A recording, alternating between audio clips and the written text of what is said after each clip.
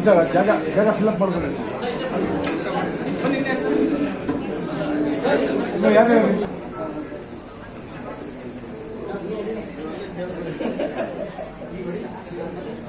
ಬನ್ನಿ ಸೈಡಿಗೆ.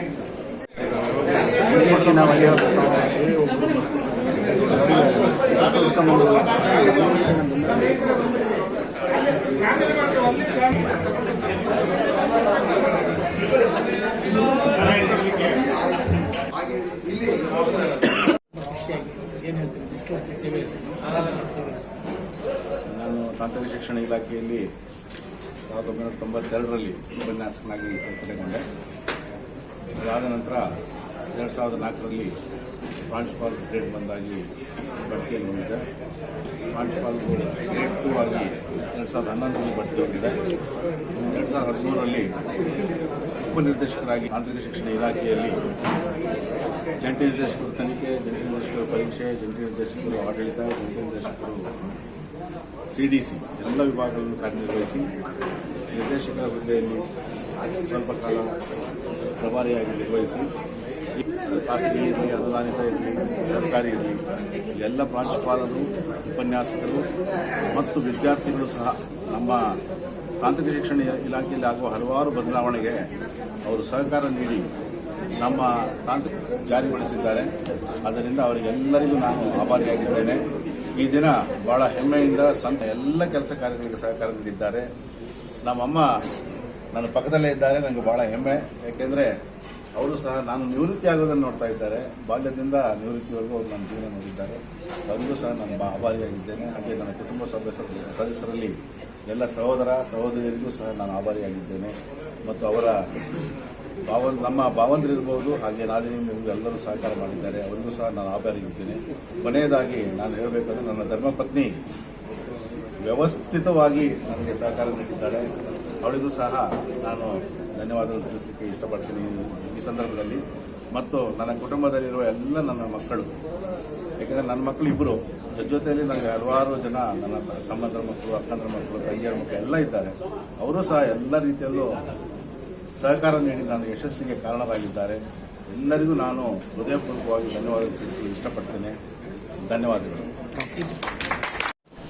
ನಮ್ಮ ತಾಂತ್ರಿಕ ಶಿಕ್ಷಣ ಇಲಾಖೆಯ ಅಪರ ನಿರ್ದೇಶಕರಾದಂಥ ಜಿ ಶ್ರೀಕಾಂತ್ ಸರ್ ಸೇವಾ ವಯೋನಿವೃತ್ತಿನ ಹೊಂದ್ತಾ ಇದ್ದಾರೆ.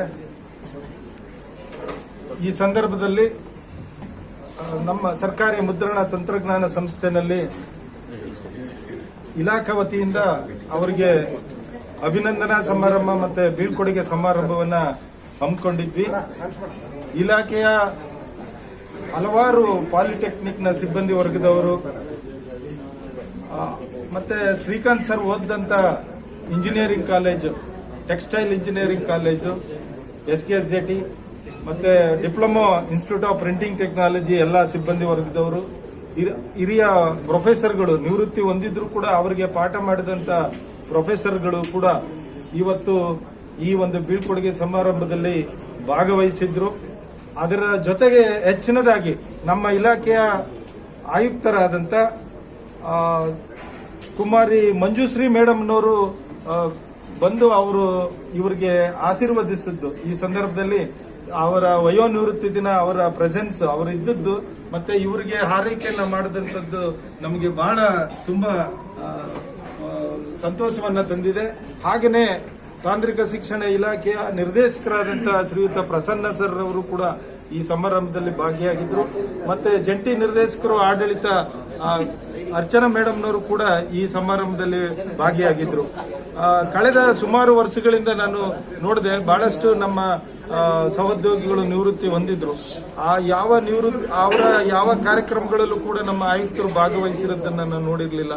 ಆದ್ರೆ ಆಯುಕ್ತರೇ ಖುದ್ದಾಗಿ ಬಂದು ಈ ಒಂದು ಕಾರ್ಯಕ್ರಮದಲ್ಲಿ ಭಾಗಿಯಾಗಿದ್ರು ಅಂತಂದ್ರೆ ನಮ್ಮ ಶ್ರೀಕಾಂತ್ ಸರ್ ಅವರು ಈ ಇಲಾಖೆಗೆ ಎಷ್ಟರ ಮಟ್ಟಿಗೆ ಕೆಲಸ ಮಾಡಿದ್ದಾರೆ ಅನ್ನೋದನ್ನ ಎತ್ತಿ ತೋರಿಸುತ್ತೆ. ಆದ್ರಿಂದ ಈ ಸಂದರ್ಭದಲ್ಲಿ ನಾನು ಮಾಧ್ಯಮಗಳ ಮೂಲಕ ಅವರಿಗೆ ಶ್ಲಾಘಿಸ್ತೇನೆ. ಅವರ ನಿವೃತ್ತಿ ಜೀವನ ಸುಖಕರವಾಗಿರಲಿ.